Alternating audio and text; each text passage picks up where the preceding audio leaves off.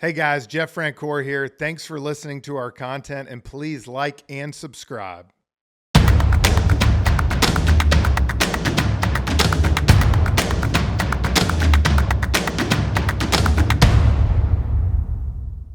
Jeff Francoeur here with Pure Athlete. Before we get to today's guest, I want to share with everyone that we have our first partnership with Booster. Now, Booster is the high school sports #1 athletic fundraising for teams and groups. And their owner and CEO is a good buddy of mine, go to church with him, and a great guy. And instead of me telling you what it is, I'm going to bring him on. So Chris Carneal, thanks for joining us. Jeff, thanks so much. So excited to sponsor Pure Athlete. Love your message, love your vision, love the heart and the values behind it. I'm a former college athlete. I'm a coach of my boys and my daughters as well, basketball and baseball. And our company I started 20 years ago, we work with schools, K through 12, and we serve them by raising funds. The past 20 years, we've raised schools, teams, and groups over $600 million, and we want to continue to serve more schools. So if you're interested in hearing how we can come to your sports team, your school, or your group, choosebooster.com. Again, go to choosebooster.com. Chris, thanks for being a part of this. A big supporter of youth athletics, high school athletics, and we're looking forward to a good partnership with you, man. Absolutely. Love what you guys are doing. Look forward to serving and helping schools raise funds. All right. Well, welcome to the Pure Athlete Show. I'm Britt Lee. I'm here as always with Brad Williams and Jeff Francoeur, and we've got a great show today because we got a great guest. Austin Riley is with us today, and not only is Austin one of the top players in Major League Baseball, but he's not that far removed from his own youth sports career. So we're going to get a chance to hear from him in just a bit. But before we do, I just wanted to kind of run down through some highlights of Austin's sports career. I'm going to use my notes here so I don't mess anything up. But Austin hails from South Haven, Mississippi, where he played baseball and football at DeSoto Central High School. We're going to talk a little bit more about that in just a couple of minutes. He actually committed to Mississippi State to play both baseball and football. But fortunately for Braves fans, the Braves drafted him in the first round in 2015, spent a couple of years jumping up through the minors before he came to the big league club in 2019. And those of you who are followers of baseball know that Austin had a breakout year last year, batted .303 with 107 RBIs, 33 homers, top 10 in MVP voting, and just a great year, which he has continued this year. So with all that said, I just want to welcome today Austin Riley. Welcome, Appreciate Austin. it. Thanks for having me. Yeah. It's a good introduction there. Yeah, you need him to come with you whenever you go now. Well, thank you for joining us, man. We appreciate it. And, before we get into childhood stuff, our people are going to want to know, what was it like winning the World Series last year? Oh, it was unreal. It's still tough to put into work because, you just until you've been there and have experienced it, it just, one of those things that,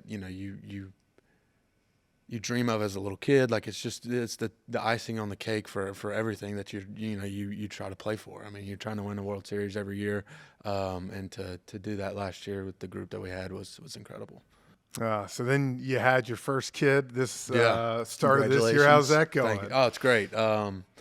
Before we got on, I told him the first couple months first couple months of the season I don't remember. It was a blur, but no, it's great. He's the best. We got lucky. Anna's a trooper when I'm on the road. So it's been good. Nice. Well, we're going to get in a little bit. A lot of what we like to talk about is your career coming up and, from when you were younger to middle school to high school, as we said, and really helping people navigate through their careers and what they're doing, helping parents with kids as they come up. So I got to ask you first, before you get going, what is your best moment from childhood sports? Probably winning our state championship for my high school. We were the first. That was our first year to do that. In the school's program history. So that was probably my favorite. It was, like I said, all my buddies that I played, growing up with, like travel ball and stuff, They were all on my high school team, so it's Yeah. just like it was just a movement group of from there to high school to like I said to winning a state championship. So that was awesome. So growing up, what sports did you play? I played all of them: football, basketball, and baseball. Even early ages, I did the drive, chip, and putt contests. My dad plays golf, so I was doing that. I did them all, and I think I'm very happy that my parents were allowed me and pushed me to do them all. Did your dad coach you some? Oh yeah, he did during when I was younger with the Mustangs. That was our baseball team and the Mississippi Royals. But he's always been a part of everything. Nice. What age, Austin, did you like? Well, was baseball always your favorite sport growing up? Yeah, it was. At what age did you kind of realize, hey, I'm pretty good at this? Like I have a chance to be pretty good. So I committed to Mississippi State my sophomore year of high school. So I think right around my freshman 8th grade year, I knew that I was had a chance to at least play college ball. Were you a little league like legend, kind of like this guy right here back at Mountain Park? Did you hit a bunch of home runs? I did. Yeah. Thanks for that, Joe. I always try to give him a little love. Feel good. We had got a lot of. I think my senior year we had 6 D1 signees. And the year before that, my junior year, the seniors there had like 5. Oh wow! So we had a really good group. So I mean, it was just surrounded. I think we got lucky with just the group that we had. It was just everybody was obsessed with baseball, sports, and stuff. It's just what we did. So Austin, tell us a little bit about, was baseball year round? I know you played other sports too, but what did that look like for you? Baseball was, obviously the summer ball, and then a little bit of fall ball, not just too much. Because like I said, I had basketball. I played that until my 9th grade year, and then obviously spring was football. I feel like it was like your typical summer ball, and then a little bit of fall ball, but not I feel like now it's like it's year round. Like I feel like kids that are 12, 13, 14 are playing as many games as we are. Yeah. It really is. So yeah. You look around the big leagues. I laugh because I played both sports too. A lot of the guys, when you see them in the big leagues, were multi-sport athletes. Oh yeah. And I've always said that. I mean, with pitching and stuff like that, your arms only got so many bullets. Yeah. And I'm right there with you. like that's what, like, looking back, is there anything you would change, or are you glad you played everything? No, I'm glad I played everything. I loved like Friday night lights. It's the best. Like in the high school, like 100%. even though like my junior and senior I kicked, like coaches didn't even consider me an athlete, but it is what it is. No, I loved Friday night lights. Loved basketball. But I encourage every time someone asks me, I'm like, play them all. Like you really don't know until you get your opportunities what it plays out. I mean, I tell guys in baseball, I mean, play all the positions. Like, I never played outfield ever in my travel ball years. It was always catcher, third base, shortstop, pitcher, and I debuted as an outfielder. That's a left fielder. crazy. Yeah, That's so crazy. it's like you just Yeah. don't. I mean, you just don't. You never know. Did you have your size when you were younger? I was always bigger. So I mean, for the most part, yeah. So how'd you get into kicking? My dad. My dad punted at Mississippi State. Okay. 2 years with Detroit, the Lions. Oh, wow. And it really just kind of inspired to one of those things that we did in the backyard, and got good at it. And then, because I quarterbacked my freshman and sophomore year, and then 7-on-7 got huge. And that's obviously during the summer, and I was doing baseball, but I still wanted to kind of be a part. I still wanted to, play football. So me and my cousin, he pitched at Mississippi State. He was a wide receiver at the time. Ended up going to the coach and was like, hey, we're just going to do all the special teams. So we showed up it was perfect life. Like, showed up 15 minutes before, the first part of practice, did all the special teams, and then rolled out. So got to be there for Friday night lights. So it was good. That is outstanding. Right. So Austin, I read where so you pitch in high school as well as play. Did you play short or third base? Or? Short, both. So my kid's a third baseman, a big fan of yours, and he's a pitcher for his high school team as well. But like, he struggles sometimes with trying to balance the schedule of being a pitcher and also being a position player. Like, when did you realize? I guess 2 questions. When did you realize that you were going to be a position player, not a pitcher? And then how did you, knowing that your team needed you to pitch and be one of the starters, how did you kind of balance that in terms of keeping your arm healthy and things like that? I feel like back then when I was pitching, it was like all you had was Jaeger bands. Like that's just kind of what the routine you did. I feel like nowadays there's a lot of technology out there. There's a lot of things on Instagram which could be valuable, just like arm care stuff. But you know, I knew that I wanted to be a position player. Really, the whole time I played, like really in high school, like I knew like I loved playing the field, like I loved hitting, playing every day. Be honest, my arm hurt all the time. So I just knew, like, especially going into the draft, I knew I had my best chance of making it was position player. But no, I mean, I think just, you know, you got to listen to your body. I think is the biggest thing. Is just, you know, like Frank Gore said, it's like you got so many bullets in your arm. It's just, you know, you got to balance out the throws and, you know, in the infield, and then, you know, I'm sure he goes out there and throws 5 or 6 innings and then goes play third. Yeah. So I mean, it's just a lot of throws, and it's just, you know, matter of monitoring those and making sure that, you know, you're staying on top of the arm care and stuff. What came easy for you, and what did you really have to work on in sports, in general? I think just the overall, I've always been good at like making the adjustments of like catching on to things, and I think of just like really just fine tuning like craft more than anything. That's a tough question. I'm not gonna lie, that kind of stumped me there. But no, I think it's just more so of just really just learning your body, learning like what your body can do, what you're good at, and just like I said, reading off that. Because like I said, other guys do stuff better that, you know, you take Dansby and me, like, for instance, like there's no way I can go out there and do what he does at shortstop. But learning, like, hey, I know I can play third base. I know I got the quickness. Just learning, like I said. Yeah, he can't drop bombs like you can. That's right. I mean, just say it. You can say it. It's okay.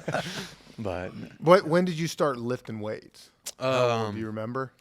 It was early. I mean, so I remember like early on, I got introduced to the rice bucket. Just like, you know, I think it was like the Nolan Ryan thing, like the newspaper, the rice bucket. Like my dad still to this day calls me, so, hey, did you do your forms today? Like still messing with that. So I think that was like the introduction of, like, you know, 12, if I remember correctly, 12, 13, 14, somewhere right in there. 7th, 8th grade. Yeah, 7th, 8th grade. Like you said, you get into to middle school, you know, you got your football coaches that you're starting to lift weights. So I think that's when it started, you know, lifting for me. So I'm curious, we've been talking a lot about physical parts of the game, but the whole mental side is something we want to talk a lot about with Pure Athlete. And I'm wondering, as you look back in your youth sports career, did you ever deal with negativity, or how do you stay positive? Were you always confident? Did you always have belief, or did you ever struggle in all that? You know, I think the biggest thing that I never really like I said, I feel like I had pretty good success, you know, early on in my, you know, travel ball career and stuff like that. I think it was more of like, I didn't have like summers, like I didn't have summer, didn't go to the beach, didn't go to the lake, like I didn't hang out with my buddies, like it was always baseball. Yeah. So I think that was one of the biggest things that I probably struggled with, was just like the FOMO of missing out. Yeah. Like you said, you sacrifice those things to like I said, to go travel, to chase, you know, your dream and stuff like that. So I think that was been the biggest mental challenge, you know, growing up, was just, like I said, missing out on the, you know, going out with your, like you said, buddies go to the lake for a weekend, and, you know, I'm going to play baseball, but it's you know, part of it. Have a good one. So how about as you've come into, you know, professional career and you've had times of struggle and you've pushed through it and worked through it, can you talk a little bit about that and how you dealt with that? You know, leaned on a lot of people. You know, my dad, talked with him every day, you know, like I said, when I went through the struggles in 19, even in 20, like I knew it was close. Like I just, you know, I could feel it, could taste it. It was just a matter of just continue to put in that work, and really just trust in your ability. You know, you go through the struggles, and like I said, you go through them even when you have your good years. I'm going through a little struggle right now. I mean, it's just a part of the game.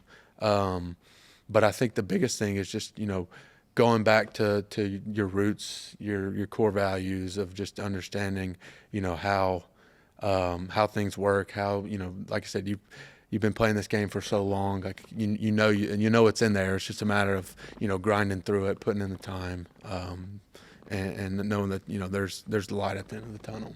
So I've heard a lot of your interviews, and you talk a lot about the work you put in.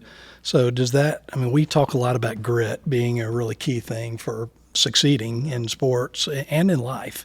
Is that come natural to you, or is that something you kind of had to learn? But it sounds like you're a grinder. Yeah, no, I think it's just been instilled from my dad. Like, he's always, growing up, he never was like the big, like, oh, you went 8 for 12 with 4 home runs. He's just like, hey, nice job. Let's, we got another Thumbs tournament. up, Yeah, roll on. literally, like, just like, hey, good job. That was about it. Yeah. So it's like, I knew there was always, especially in this game, if you're not trying to improve, you're getting caught.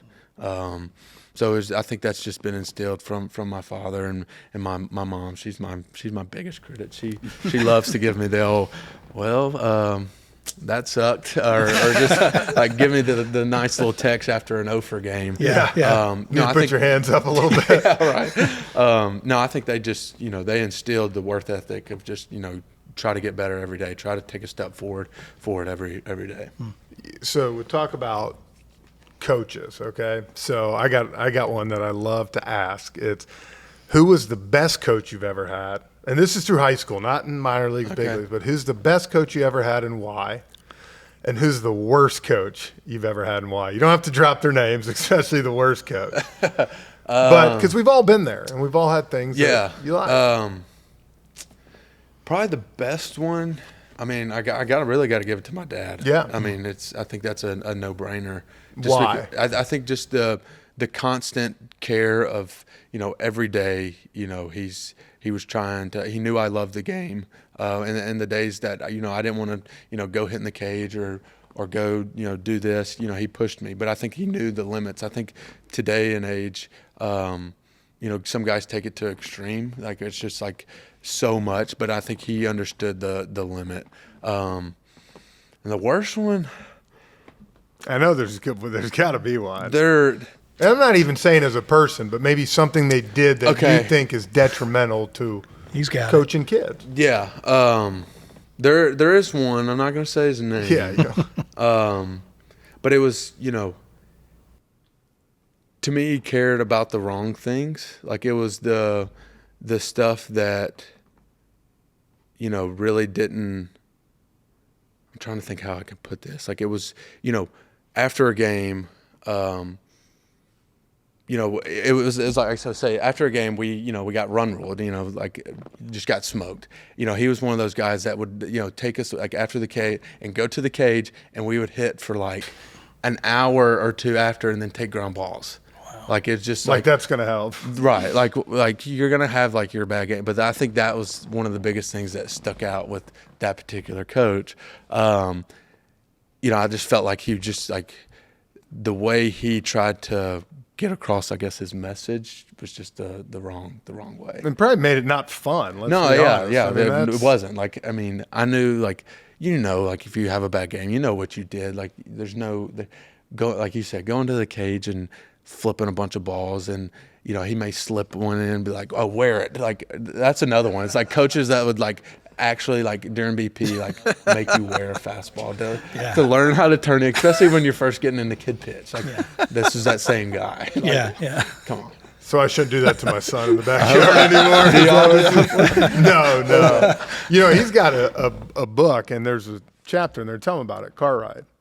Oh yeah, we got a chapter in a book called The Car Ride Home, and it kind of comes from that whole idea of what's the worst part of youth sports, and many kids say it's the car ride home with mom and dad, because I don't want to talk about the game right now. There's a time and a place for it, but let's just decompress and think about something else. So at what age did you think you knew more than your dad about baseball, and what age do you think you really hit the point where you think, like, the advice he gives you kind of go, or do you still get advice from him? I mean, we talk after every game. Okay. Yeah, Well, we do. That's cool. Just talk to the bats. But no, I think probably I just got to be the teenage years, like 13, 14, where he was just, it's just like everything he said was like, like, okay, Dad, like, I got it. But I think once I got into pro ball, like, everything was like, I was like, everything he said started to make sense. Like it's just like, oh dang, that made sense. Yeah, like, my dad knows a thing. Yeah, or two. no, yeah, for sure. So you talked a little bit about, we talked about grinding, and you've talked about making sacrifices, that your friends were doing this and that. Right. A lot of kids who are watching, go through periods of burnout, and they just want to break. They may want to quit. Did you ever feel any of that growing up? Not that I wanted to quit. There's definitely times of the burnout. I feel like, as I said, like just like anything that you do for a long period of time, like there's a I think just like us off season, like that's a really good time to step away from the game. Like summer ball to fall ball. Once you get into winter, like it's okay to decompress from the game, because like I said, it's such a mental grind, and I think that's what a lot of people like. The mental side of the game is what I think takes a toll more than anything versus physical. It's just I think stepping away for sure is needed. Like I said, especially into today, and like I said, Frank Core, all about it, and like I said, after a long season, you're definitely wanting to do something else. Yeah. But I mean, to like the kid that's I think you definitely have to listen from a parent standpoint. Like you gotta listen to the kid. I really do think. I mean, I've seen some kids I played with that just absolutely hated it, and their parents forced them to be out there, and they were just miserable. And I'm just like, there's no point in that. Like I said, if just listen to the kid, and like I said, I think my dad did a really good job of listening to me, but at the same time pushing me to a certain standpoint and skill that he knew that I wasn't gonna get just totally burnt out with it. I got a couple more, I think, that I'd like to ask you. I think one would, for me now that I have kids that I'm coaching and different stuff you're trying to figure out, we talk about all the time how to push them, how to motivate them, Right. different things. What advice would you give to a young athlete, and I would even say young, middle school to high school, that wants, look, they all want to be Austin Riley. They want to get to the big leagues. But even the chance to talk about going into, high school or playing at the next level college, what advice would you give them? Trust your ability and chase your goals, chase your dreams. I mean, I think that's the biggest thing. I think that's what I did. I knew I wanted to play professional sports, so I knew I had to put in the time. And like I said, even to the guy that may just want to play high school, may just wants to go to a JUCO. There's nothing wrong with that. I think putting in the time. There's a certain amount of time that you got to put in. Like you can't just roll out of bed and expect it to just show up. Like there's a certain level of intensity and work that you got to put in. I would just tell them to whatever it may be. Try, like I said, play all of them, play all the sports. Play all the positions, and because like you said, you never know what kind of doors you're going to open with taking those opportunities, and never stop working. So Jeff's going through this right now, and I know you've got a few years ahead of you. But have you thought about possibly coaching your kid in Little League? And I've said a couple of comments to my wife that I wasn't going to coach him, and that may change. Let me tell you, I was the same way. Yeah. And my 4-year-old daughter played the first time, and I went to the first practice and then watched the first game. And I said, there ain't no way I'm not going to be on Coaching. I love it. This guy don't know what he's talking about. This guy doesn't. I think that's the reason why I would coach. Yeah. It's because like I don't want, like you said, that coach that I didn't mention his name to potentially steer the way my kid views a game, or potentially his passion of a sport. So deeper thought, I probably would. Yeah. Well, that's so these two have been talking about doing this Pure Athlete for years, and that's how we kind of met and started talking, because I'm walking through it right now. And it's, I mean, even at the 9-year-old, 7-year-old for my son level, there's horror stories that I see of coaches throwing guys all game, and even parents not doing anything about it. Oh yeah. I mean, so my dad coached summer ball teams for the longest time. Like had like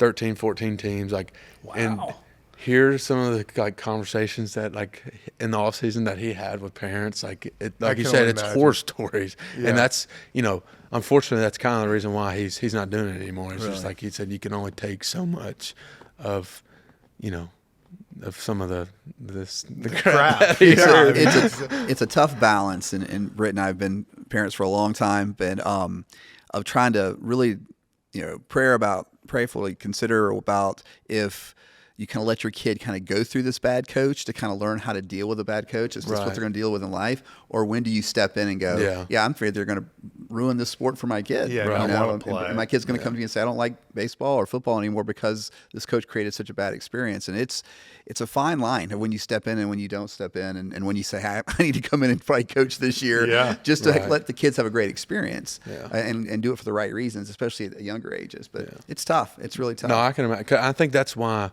football was so good for me because, obviously I feel like football coaches are a little bit more tough. Like they say whatever comes to their mind.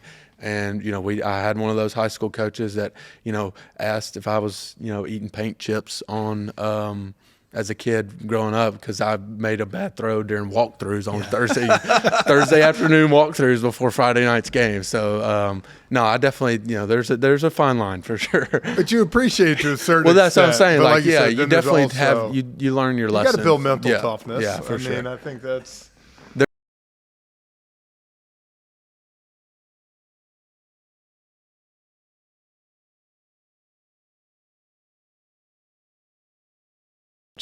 Oh, he's Gonna going be to like, play you sports. gonna play golf? Play golf. Yeah, exactly. Right. So what did your parents do that you say, man, I want to do that with my kids? I think just the overall sacrifices they made. I mean, they went above and beyond.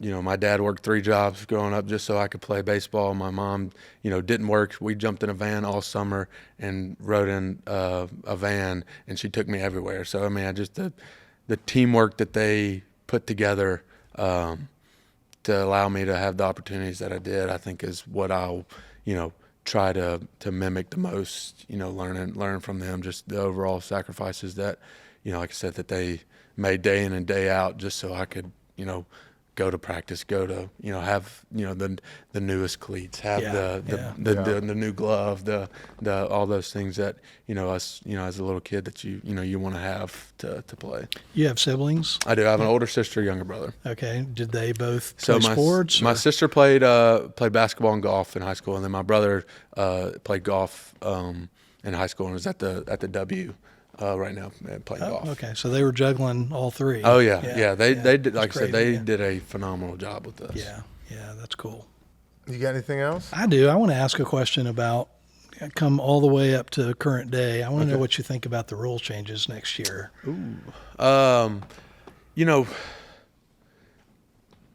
I'm happy I ain't going to watch you run across the I know. diamond I am too. anymore. That's the one thing. Like my biggest thing, like whenever they, we obviously got asked, like potentially before they actually came out, like on the shift, I always thought the extremes were what I wanted out. Like I said, running into you see Manny Machado, he's in right field. Yeah, like yeah. he's way deeper than me.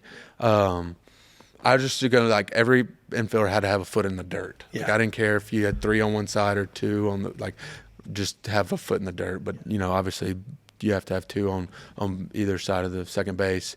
And apparently, I didn't know how I felt about the clock, but talking to a bunch of buddies in AAA, I think numbers are pretty much the same, but games are 20, Shorter, 20. yeah. shorter. I mean, You like it. You think about I love it as a broadcast. well, you think about it like if you take that over 162 games. lot of I mean, that's time. a lot of time off your feet. Yeah. Yeah. For us that are playing, playing every day. So I'm not complaining about that. And then I think the bases are just safety. Yeah. Safety rules. I have really no opinion on that. Yeah. Well, I appreciate it, man. Yeah, And I thank can you. tell you this, man. We appreciate what you represent and the way you play the Definitely, game. And definitely. Appreciate that. I know there's a lot of kids that are going to be watching this and wanting to be Austin Riley. So Yep. thanks for Awesome. joining Yeah, us, thank man. you guys. Thank you Thanks, so Austin. much, Austin. This was Appreciate great. it. Sure. Hey guys, Jeff Rancourt here. Thanks for checking out Pure Athlete, and subscribe to our channel on Apple, Spotify, or wherever you go to listen to our podcast.